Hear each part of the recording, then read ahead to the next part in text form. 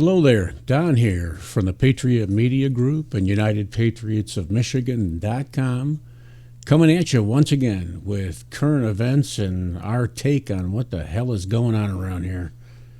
Kind of want to touch today on something that kind of fell in my lap this week about inflation. Now, I know it didn't really fall in my lap per se, but inflation is something that we're all dealing with on a daily basis. And the press dropped a number in my lap this week that kind of struck me as strange, in that they said that the average household now, it's costing us, Biden's America, and the inflation is costing the average household $7,344 a year, based on what things were before he took office. So $7,344. All right. That seems like a big number, but it's even worse when what my old mentors used to say, you reduce it to the ridiculous. All right, I'm going to grab my phone here for a minute. I'm going to take the number 7,344. Now, I know that number has probably changed over the last few days. It may have gone up or it may have gone down, but let's take $7,344. Now, let's divide that by 52 weeks. As we all know, there's 52 weeks in a year. That gives us the grand number of $141.23 a week. Let's just round that down. $241 a week. Now, I don't know what you make per hour, per week, per year, or whatever your salary is, but I work for General Motors, and I have for more than a decade now, and I make a pretty decent living thanks to the grace of God and the generosity of General Motors. And that $141 is after taxes, after the government already takes their share. That's about 1 day's pay for me. 1 day's net pay. Now, that's pretty drastic when you think about it. That means that in the last 19 months that Joe Biden has been president, he has managed to stick his hand into my pocket and take 1 day's pay from me a week due to his inflation. Now, granted, inflation not only covers gas and the cost of food, which I'm going to save for another day, because I can't tell you, I don't do the grocery shopping in my house. As a general rule, I do maybe a quarter of it. My wife, God bless her, does most of it. But last time I went, I was appalled. But it's just gotten absolutely ridiculous. Our energy bills alone have gone up 25%. My 401k, now I'm at the age where I'm thinking about retiring, if not ready to retire. And my 401k has gone down 30%. So that means that due to Joe Biden's economic decisions and his policies, that he has taken 1/3 of what I have worked my entire life for and flushed it down the toilet. So that means that now I have a choice. I can either work for another, maybe 5 years to cover that loss. I can pray for the fact that the market may come back, or I just take it on the chin and try and live, well within or even below my means and just not spend any money at all. Work long enough to maybe get myself out of debt and then, never buy another new car, never buy another new toy. It's just the options at my age are just limited. Now, I don't know what your situation is, but if you're anywhere near my age, it's, and I'm a baby boomer, which I'm sure that a lot of people that maybe watch this channel are. This has been devastating. I don't understand how this man in 19 months can undo something that I've been working 50 years to build.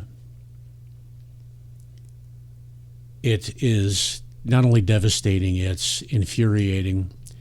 I don't know what to do about it, but what I can do is this. I'm going to get my ass out and vote. Come November 8th, I am going to be in the poll. And not only am I going to be out there voting, I'm going to be also passing out some flyers and brochures and some of the business cards I have for something that is near and dear to my heart, which is the Convention of States. If you are not familiar with it, go to conventionofstates.com. And what this is this is a grassroots development. It is nonpartisan. It is to institute Article 5 of the Constitution, which will return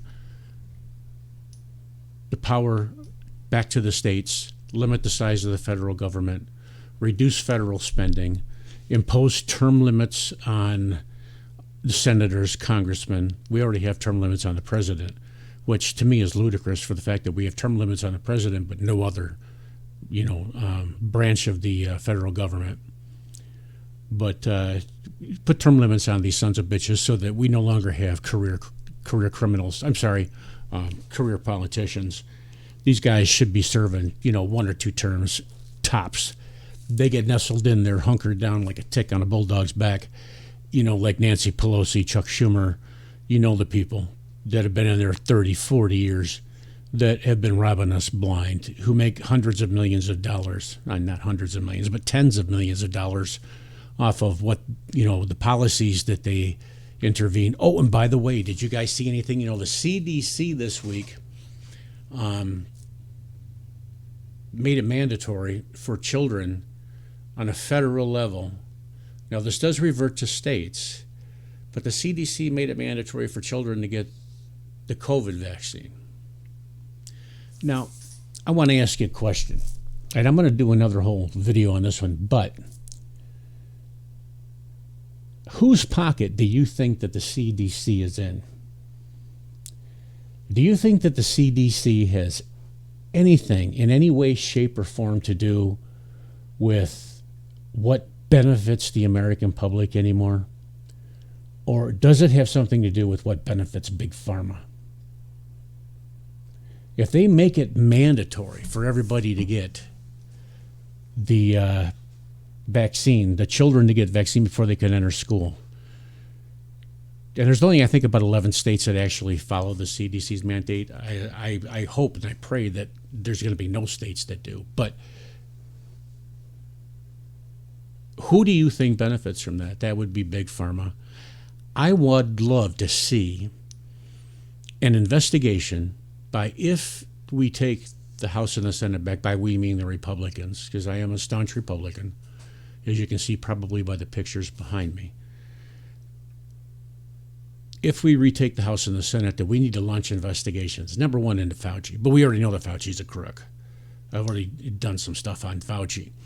But we need to see who was invested in what, because there was an interesting study released this week that a lot of members of the CDC had bought and sold stock in Big Pharma just prior to and just after the release of COVID information.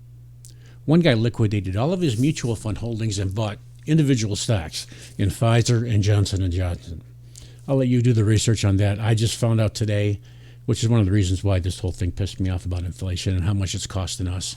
And then I took a look at my 401k, which pissed me off even more. But anyways, I divert. I digress. I'm sorry.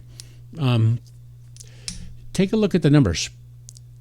This president, there is no other option for us but to impeach Joe Biden.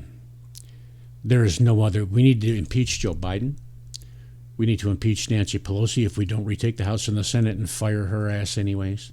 We need to impeach Kamala Harris, who is our border czar, who has never even been to the border in 2 years. Biden's got to go just because he clearly does not have the interests of our country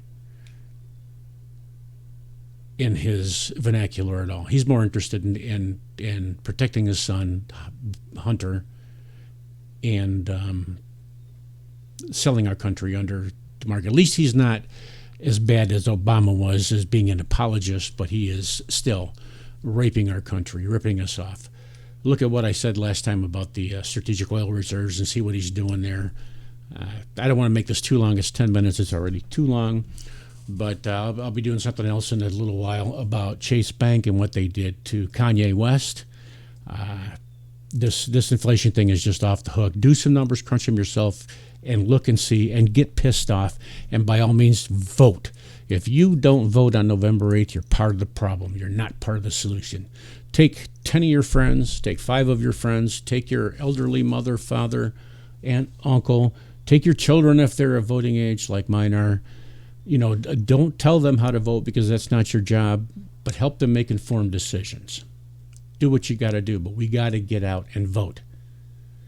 This inflationary numbers, they have to change. This man has taken 20% of my income and 30% of my retirement in 19 months. What the hell is going to happen over the next 2 years? All right, that's it for me. Don here from Patriot Media Group signing off. See you on the backside. Don't forget to hit the like button, smash the subscribe if you're watching on Facebook. If you're watching on Rumble, please share. Give me the additional Rumbles. That's it. Don from Patriot Media Group signing off. See ya.